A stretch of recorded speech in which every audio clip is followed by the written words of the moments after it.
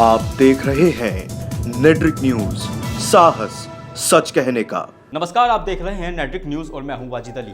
आज हम बात कर रहे हैं एक ऐसे मुद्दे की जिसे लेकर समाज में कई सारी धारणाएं बनी हुई हैं, जिसके बारे में जिक्र आते ही राजनीति शुरू हो जाती है। हम बात कर रहे हैं हलाला निकाह के बारे में। हाल ही में चर्चा में आया हलाला एक ऐसा अभिशाप है जिसकी कल्पना कर पाना ही मुश्किल है।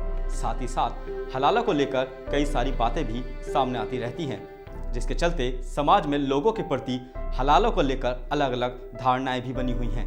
तो चलिए आज हम आपको बताते हैं हलाला की हकीकत। इस्लाम में औरत के दूसरा निकाह के बाद दी गई तलाक और पहले पति के पास जाने को हलाला कहते हैं। यह मुख्य रूप से मुसलमानों के एक समुदाय में किया जाता है, क्योंकि शरिया के मुताबिक अगर कोई पुरुष अपनी पत्नी को 3 बार तलाक देता है और उससे दोबारा निकाह करना चाहता है तो वो जायज़ नहीं होता, जिसके चलते उसे हलाला की प्रक्रिया से गुजरना होता है। जी हाँ, हलाला की प्रक्रिया ये होती है कि अगर कोई व्यक्ति अपनी पत्नी को तलाक देता है और पत्नी के साथ रहना चाहता है तो उस पत्नी को पहले किसी और व्यक्ति के साथ निकाह करना होगा, और निकाह करने के साथ ही जब तक उसके पति की मौत ना हो जाए या किसी वजह से वो अपने दूसरे पति को तलाक ना दे दे, तब तक हलाला नहीं हो सकता। दूसरे पति से तलाक लेने के बाद ही वो अपने पहले पति के पास जा सकती है। इसे ही हलाला कहते हैं।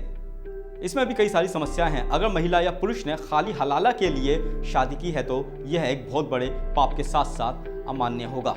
हलाला का करना तभी पूर्ण होता है जब महिला और पुरुष के मन में हलाला के लिए कोई गलत ख्याल ना आए। जैसा कि अगर पहला पुरुष अपनी पत्नी को 3 बार तलाक देने के बाद उसे पत्नी के साथ रहना चाहता है और वो सोचे कि किसी पुरुष से उसकी शादी करवाकर तलाक दिलवाकर उससे फिर निकाह कर लेगा, तो यह पाप के साथ साथ अमान्य है, क्योंकि हलाला को लगभग 1400 साल पहले एक सज़ा के तौर पर बनाया गया था, ताकि कोई महिला किसी पुरुष के अत्याचार की शिकार ना हो।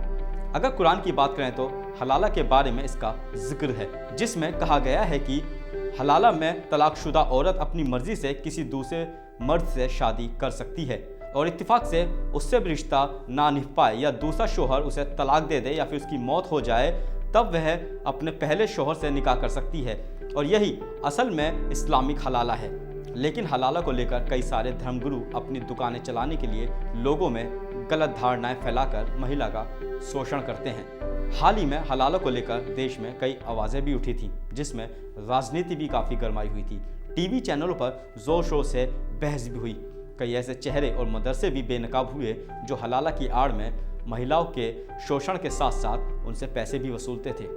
कई फर्जी कथित मौलानाओं के चेहरे भी बेनकाब हुए। कथित मौलानाओं के कई सारे स्टिंग ऑपरेशन भी हुए। स्टिंग ऑपरेशन में मौलाना साफ तौर पर कहते थे कि वो एक रात का दूल्हा बनने के लिए 20,000 रुपये से लेकर 50,000 रुपये तक की रकम वसूलते हैं। यह लोग रात को हलाला करने के लिए महिला से निकाह करते थे और सुबह होते ही उसे तलाक दे देते थे, ताकि महिला पहले पति से फिर निकाह कर ले। जिसके बाद हलाला के लिए आवाज़ें उठी और लोगों में जागरूकता आई।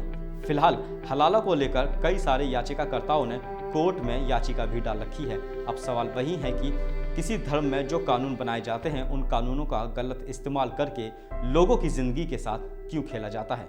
इसका जवाब मिल पाना भी काफ़ी मुश्किल है। ऐसे ही तमाम खबरों के लिए आप देखते रहिए नेट्रिक न्यूज़। अगर आपको ये अहम जानकारी अच्छी लगी तो हमारे चैनल नेट्रिक न्यूज़ को लाइक और सब्सक्राइब करना ना भूलें। हमारे साथ जुड़े रहने के लिए हमारे YouTube चैनल को सब्सक्राइब करें, साथ ही बेल आइकन को दबाएं। नेट्रिक न्यूज़ की खबरें सबसे पहले देखने के लिए।